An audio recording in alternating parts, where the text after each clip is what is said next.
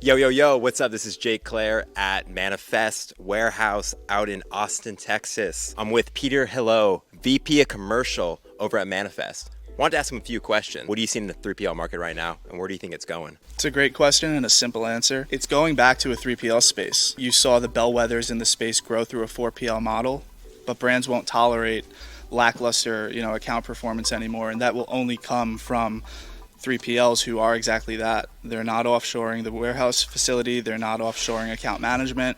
They're looking for one person that they can trust that's actually managing a team in the warehouse. All right, so I know Manifest is all about being eco-friendly, supporting the environment. What does sustainability look like in a 3PL? I'll tell you what it looks like today at Manifest, and I'll tell you what it's going to look like in the future. Today it looks like three things. One is removing plastic from the fulfillment process wherever we can. The second is focusing on, at best, backyard compostable outbound shipping materials, and then also measuring and offsetting the carbon emissions that are generated in that process. That's what it looks like today. It's 2023, and we're excited to be in the market rather than developing a product for the future and waiting 10 years. People want this now, and it's happening now at Manifest. Over time, we're developing a comprehensive ESG model covering 18 metrics having to do with not just sustainability, but workplace happiness, with diversity, and also the most important thing is being able to measure that. So over the next few years, we'll probably deploy a calculator and a scoring model that helps people, really understand their sustainability transformation map. We're really excited to bring that to market ASAP. So many companies are, we'll be sustainable in 10, 15, 20 years. You guys are doing it right now, which is so important. And so many brands talk to want a sustainability partner, but just don't always know where to look. Yep. And it starts with finding the right impact-driven brands. This is something that we're doing for Google by way of Cool Perks, an employee retention platform that ships out corporate bundles.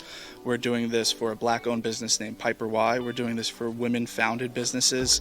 It's about finding the right impact-driven brands who are willing to take this journey with you, because that's exactly what it is. It's not, the 2030, 2040 answer is not here today, but at least trying is super critical towards the brands that we work with. So when brands are asking you, I want multiple warehouses, I want multiple fulfillment centers, what's your response to that? Because it's not always true. One of the big messages that we're putting out into the market today is that you can make it feel like 1 million square feet from one single center of excellence. That's exactly what we're doing here in Manifest. Sure, we'll expand, and there are active surveys that we have out in Nevada and east of the Mississippi, but being from a central location here in Austin, Texas, allows us to hit everywhere in the country in 2 days when we need to, and also it allows us to deploy what we call our warehouse in a warehouse model.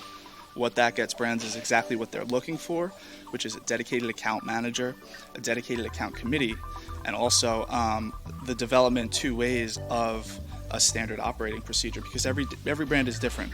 It's not a one-size-fits-all model. We know that it's custom from one brand to another to another. There's so many layers to consider. And so what we see brands ask for most is communications. They're leaving 3PLs because they can't clearly communicate, and they're joining new 3PLs because they can clearly communicate. In addition to logistics SLAs, in addition to sustainability metrics, they want someone that they can like and that they can trust. It's not that hard. You talk to your 3PL more often than you'd like, so it's nice to have a team that you like working with. And having one fulfillment center a lot of times can be a good solution, because your inventory's not separated in different locations around the country. It's in one spot. You know where it is. And when you have inventory miscalculations, it's not tracking down 6 different inventory in different warehouses. You know where it is, and you're working with a team that's dedicated, and it's going to take care of you. 100%. And while the market's moving back from a 4PL model to a 3PL model, third party still sounds dirty, because it can be dirty. You got to try as hard as you can to make it feel like first party. You can shake the hands of the person that's really handling the most intimate part of your e-commerce supply chain, which is not just, manufacturing, not just, product packaging, but here's someone that's giving it to you. It's the heart of the post-purchase experience. That's what it is. Yeah, the logistics aspect of your products, it's half the battle. You have to market it, and then you got to get it there safely and effectively. It's got to be sexy. It's got to be sexy. And that's why we're in this beautiful warehouse out in Austin, Texas.